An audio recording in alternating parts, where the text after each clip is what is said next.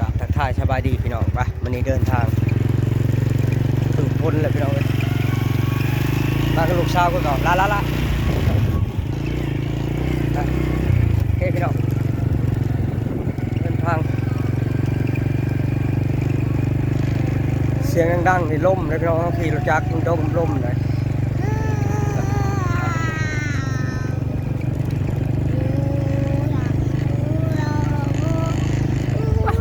คืนนี้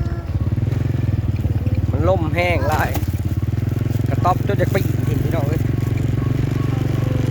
ได้โชว์ชาป่าดิ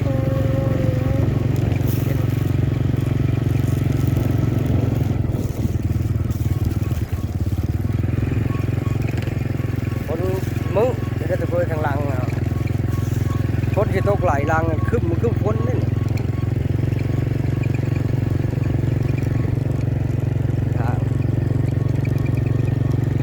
กล้องกระมุนกล้องหนาไว้ได้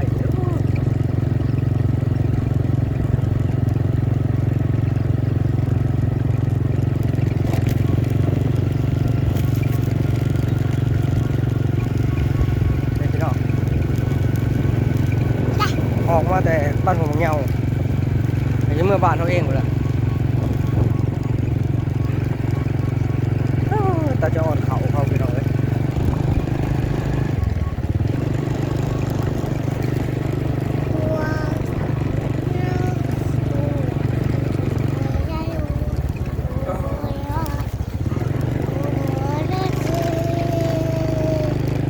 จะมาแต่บ้านมาถึงกรุงเทพ6 คืนเลยไปนอนอยู่บ้านของเงานอนอยู่เฮือนได้คืนเดียว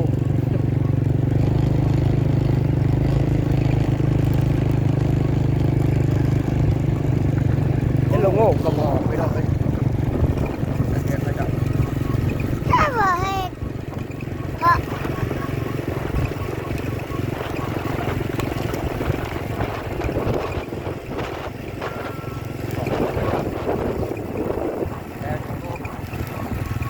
หลักการเลยได้ของโง่ของบอก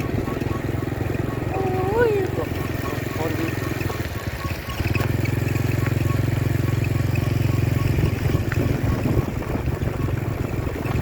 ชิมว่าไหลงอกให้พี่น้องเลยหาปลาก่อนแล้วลงกรุงเทพได้ชิมว่ามีปลากินเดี๋ยวไปหาปลาย่างก่อนปลามาย่างครับ